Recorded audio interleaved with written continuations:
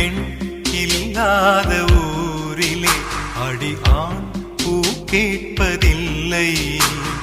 பெண் இல்லாத ஊரிலே கொடிதான் பூ பூப்பதில்லை. உன் புடவை முந்தானை சாய்ந்ததில் இந்த பூமி பூ பூத்தது.